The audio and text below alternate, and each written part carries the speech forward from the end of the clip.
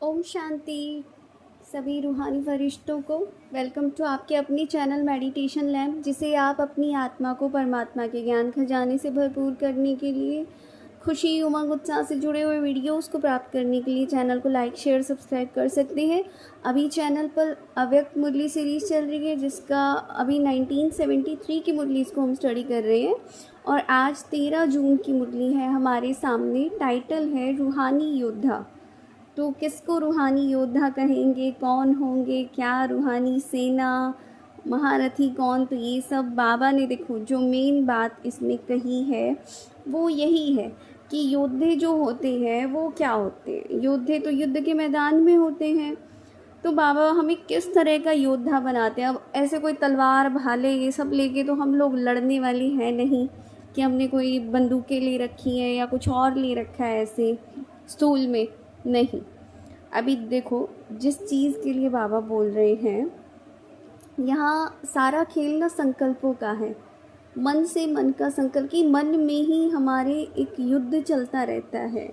अगर आप अपने संकल्पों को सही डायरेक्शन नहीं देते हो तो मन ही मन इतनी सारी चीज़ें चलती रहती हैं और वही एक युद्ध होता है कि आप अपने मन से बातें कर रहे हो, आप सेल्फ टॉक कर रहे हो, वहाँ से एक जवाब आता है, फिर एक जवाब आपकी तरफ से, फिर एक उधर से, इधर से, ऐसे करके ये जो होता है ना, बस इसी के ऊपर, विचारों के ऊपर कंट्रोल करना है कि उसके बाद विजय किसकी होती है, कि आपके अच्छे थॉट की या बुरे थॉट की। या फिर आप अपने आप को हारा हुआ महसूस करते हो कि मान लो आप चले ही गए, कि क्रोध में ही आ गए, तो ये भी एक चॉइस थी, आपने चूज़ किया क्रोधित होना। ये सारी चीज़ें उसी से कनेक्टेड हैं। तो बाबा ने क्या कहा, शिव भगवान वाच, एक व्यर्थ संकल्प मास्टर सर्वशक्तिमान को हैरान कर दे, या एक पुराने 84 जन्मों का जड़ जड़ीभूत संस्कार मास्टर सर्वशक्तिवान महावीर विघ्न विनाशक त्रिकालदर्शी स्वदर्शन चक्रधारी को परेशान कर ले, पुरुषार्थ में कमज़ोर बना दे, ऐसे मास्टर सर्वशक्तिवान को क्या कहेंगे। तो बाबा कहते हैं कि आपको आश्चर्य नहीं लगता उस समय जब आप इस स्थिति में होते हैं, और जब कहते हैं कि ऐसे समय पर बाप की याद का अनुभव नहीं, बाप द्वारा कोई प्राप्ति नहीं, ऐसे छोटे से विघ्न से घबरा जाते हैं, खुशी का अनुभव नहीं होता, तो बोलो ऐसे ब्राह्मणों को क्या कहेंगे। ब्राह्मण कुलभूषण, बताओ ब्राह्मण कुलभूषण कहेंगे उन्हें या कहेंगे नामधारी ब्राह्मण। क्योंकि जो सच्चे ब्राह्मण कहलाते हैं तो उनमें तो ये अंतर होता ही है, और जो बोल में आते हैं जो द्वापर युगी ब्राह्मण होते हैं, तो ऐसे ब्राह्मणों में क्या अंतर होता है। तो बाबा बोल रहे हैं कि देखो अपने अपने आप को, कौन कौन से ब्राह्मणपन के लक्षण लाए हैं। तो ब्राह्मणपन का पहला लक्षण कौन सा है, और संग तोड़ एक संग जोड़, कि सबसे पहले तो मरजीवा बन जाओ, कि इस देह से, इस पुराने जन्म से मर गए, और जब जन्म ही समझ रहे हो दूसरा हो गया, तो जनरली क्या होता है, हम सब लोग देखो जहाँ से भी देह त्याग करके आए हैं, तो वहाँ से क्या हमें याद है हमारे पिछले माँ बाप कौन थे, पिछले जन्म में भाई बहन कौन थे, पति पत्नी कौन थे, बच्चे, कुछ भी याद नहीं है ना।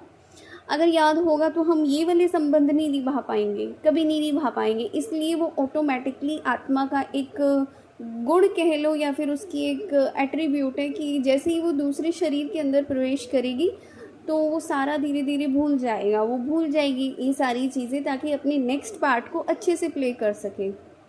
अभी क्या है, हम जब ब्राह्मण बनते हैं, जिस घड़ी से हम ज्ञान में आते हैं, अगर वही सारी चीज़ें हमें याद रही तो क्या हम अपना ब्राह्मण जीवन का जो रोल, एक नया रोल मिल गया, एक नया पार्ट मिल गया, उसमें हमको क्या क्या करना है, कैसे रहना है, हमारा उठना कैसा होना चाहिए, सोना बोलना, हमारी स्टडी, हर चीज़ क्या होनी चाहिए, किस और होनी चाहिए, हर घड़ी ग्रोथ ग्रोथ ग्रोथ की, एक घड़ी भी जो है अगली घड़ी से क्या होनी चाहिए, अगली घड़ी जो हो वो चढ़ती कला, वो बोलते हैं 1 सेकंड पीछे की भी, मतलब जो कला है ना उससे चढ़ती कला में होना चाहिए। मतलब ये नहीं रुके हुए भी नहीं होना चाहिए, पीछे होना तो भूल ही जाओ।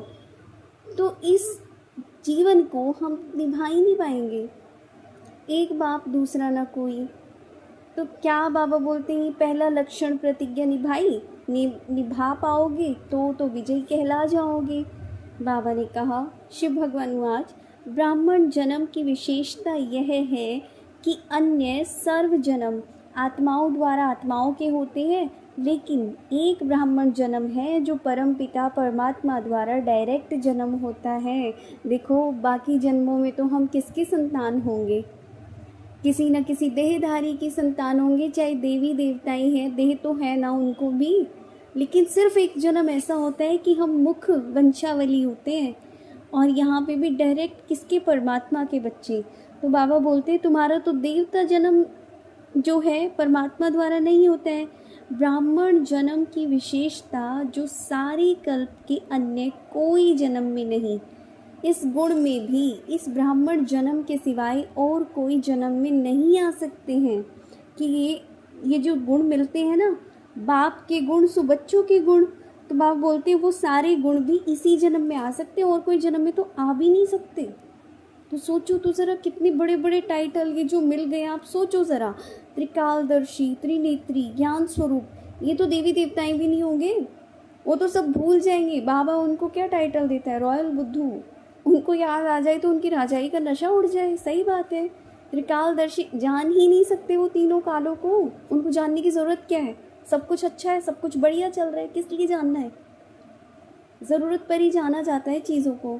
समय से पहले कोई चीज़ की जागृति हो भी नहीं सकती है, क्योंकि एक बहुत सुंदर कहावत सुनी थी, अगर समय से पहले तुम्हें कोई चीज़ मिल भी गई, जो मतलब एक होता है ना, प्रारब्ध होता है कि वो बोलते हैं समय से पहले और भाग्य से ज़्यादा कुछ नहीं मिलता।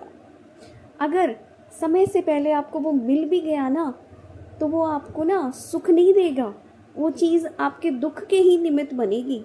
तो ये बहुत बड़ी बात है। वापस इधर आ जाइए। तो बाबा बोल रहे कि ब्राह्मण बनकर ब्राह्मण जीवन की विशेषता का अनुभव ना किया तो फिर ब्राह्मण बनकर किया क्या? अब ये बाप पूछ रहे हैं क्वेश्चन, ये कोई मैं नहीं पूछ रही हूँ, बाप पूछ रहे हैं इस क्वेश्चन को। सब लोग अपना आंसर देना, आज रात को सोते समय पूछना कि सच में अगर हम लोगों ने ब्राह्मण जीवन का विशेषता का ये अनुभव नहीं किया तो फिर क्या किया बन के? सोच तो लो। इतना सब कुछ छोड़ छाड़ के, जो भी छोड़ा तो क्या, खैर गंदी आदतें जो भी इधर उधर का सब, यही सब छोड़ा ना, तो ज़रा सोचो ज़रा। ठीक है जी, तो ये थी आज की मुरली। जो भी चैनल पे नए आए हैं, चैनल को लाइक शेयर सब्सक्राइब कर सकते हैं। जैसे प्यार बांटने से बढ़ता है, ज्ञान भी बांटने से बढ़ता है, तो जितना हो सके शेयर कीजिए ताकि एक एक आत्मा तक पहुँचे। मिलते हैं हम लोग नेक्स्ट मुरली में, तब तक के लिए थैंक यू सो मच। ओम शांति।